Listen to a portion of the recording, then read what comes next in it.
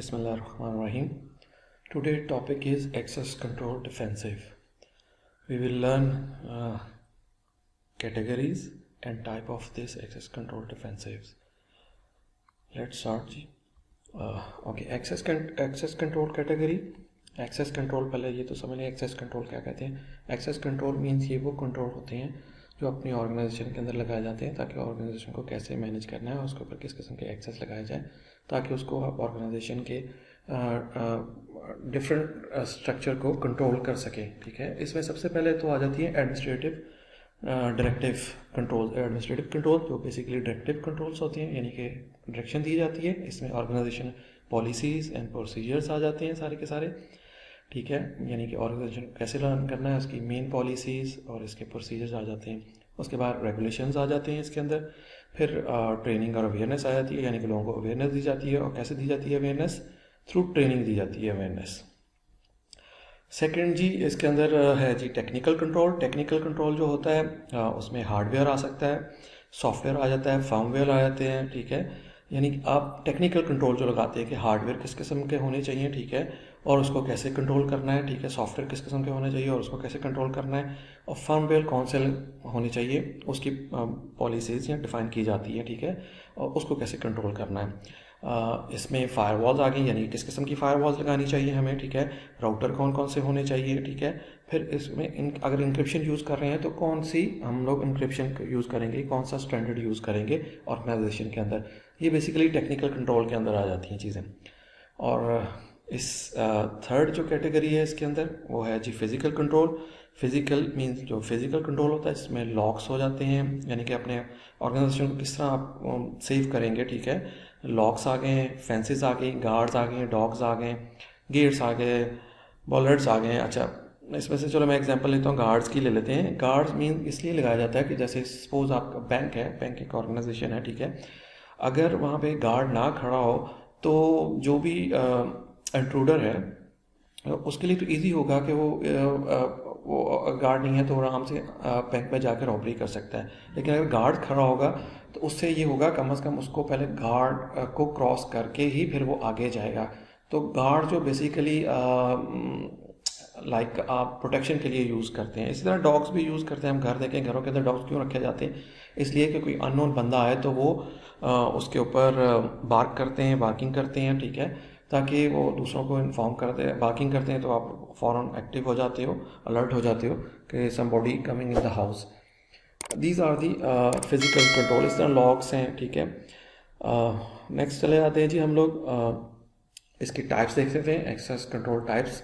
अच्छा, इसमें टाइप्स में अंदर देख लीजिएगा many can be multiple types, यानी ऐसे कंट्रोल भी कहीं किसी जगह पे हमें दो कंट्रोल इकट्ठे भी लगाने पड़ जाते हैं. ठीक है, लेकिन फर्स्ट हम देखते हैं जी, पहला है जी preventative control. Prevent action from happenings.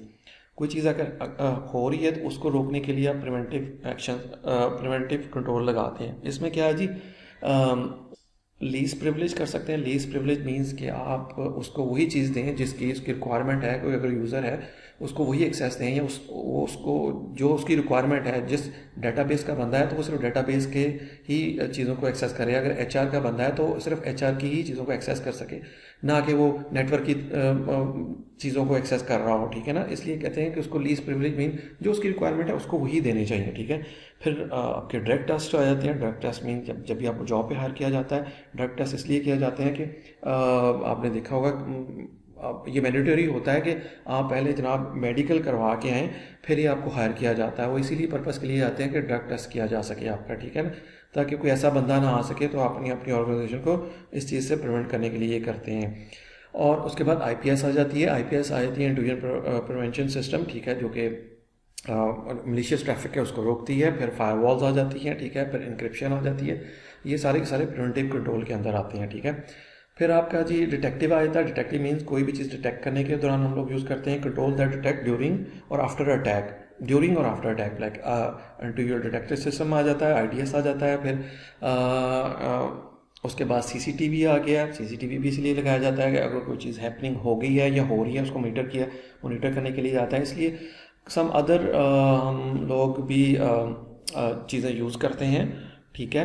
इसी तरह अलार्म यूज़ करते हैं, अलार्म भी इसी तरह ही है कि अगर कोई चीज़ अलार्म इसीलिए यूज़ करते हैं, कोई काम गलत हो जाए तो फ़ौरन ही अलार्म जनरेट हो जाता है, ठीक है। जैसे आप एक्टिव हो जाए, लाइक फायर होगी, फायर अलार्म्स लगाए जाते हैं इसीलिए कि जैसे ही वो उसके सेंसर्स होते हैं फायर को सेंस करते हैं, फ़ौरन अलार्म जनरेट हो जाता है, तो उसको डिटेक्ट करने के लिए यूज़ करते हैं। इसी तरह एंटीवायरस भी इसीलिए इंस्टॉल किया जाता है कि आप वायरसेस को डिटेक्ट कर सकें, ठीक है। फिर करेक्टिव आ जाता है। करेक्टिव में जो है जी, control that correct an attack, यानी कि कोई अटैक हो गया उसको हम लोग करेक्ट कैसे कर सकते हैं। कैसे करेक्ट कर सकते हैं? करेक्टिव मीन्स कि अगर कोई वायरस है तो इसलिए एंटीवायरस यूज़ किया जाता है ताकि उसको करेक्ट कर सके। फिर पैचेस इसलिए यूज़ किया जाता है, विंडोज़ है, ठीक है, अगर उसको आप फ़ौरन ही उसके पैचेस नए आते हैं उसको अपडेट रखें ताकि वल्नरेबिलिटीज़ जो हैं वो उसको कवर कर सकें, ठीक है। फिर इंटीरियर प्रिवेंशन सिस्टम भी इसलिए यूज़ होता है कि आप मलिशियस ट्रैफिक को रोक सकें, ठीक है, उसको करेक्ट कर सकें। फिर क्या जी, रिकवरी आ जाती है। रिकवरी में क्या आ जाता है जी, control that help us recover after an attack, यानी कि अगर अटैक हो गया तो उसको रिकवर करने के लिए उसमें क्या जी, डिज़ास्टर रिकवरी प्लान आ जाता है, ठीक है, वो आपको मेंटेन करना चाहिए, ठीक है। फिर बैकअप्स रखे जाते हैं, मतलब आपकी हार्ड डिस्क अगर ख़राब हो गई है, ठीक है, या सर्वर ख़राब हो गया है, या मतलब उसको कोई प्रॉब्लम आ गई है, ठीक है, तो उसके आपके पास बैकअप चीज़ें होनी चाहिए ताकि आप उसको रिकवर कर सकें, ठीक है। अगर डाटा लॉस हुआ है, डाटा को आप रिकवर कर सकें, तो इसलिए बैकअप प्लान्स किए जाते हैं। फिर HA एनवायरनमेंट लाजमी होना चाहिए, वो इसलिए HA एनवायरनमेंट कहते हैं, हाई अवेलेबिलिटी एनवायरनमेंट, कि आप अगर राउटर यूज़ कर रहे हैं तो 2 राउटर यूज़ करें, अगर फायरवॉल यूज़ कर रहे हैं तो 2 फायरवॉल यूज़ करें, ताकि एक अगर कोई किसी डिज़ास्टर की वजह से वो शट डाउन हो जाती है या उसके अंदर प्रॉब्लम आ जाता है, ठीक है, हार्डवेयर फेलियर हो जाता है, तो दूसरी जो उसकी है वो फ़ौरन ही अप हो जाती है, उसकी जगह ले लेती है। तो उससे ये है कि आपका बिजनेस कंटिन्यू रहता है, प्रॉब्लम नहीं आती, ठीक है।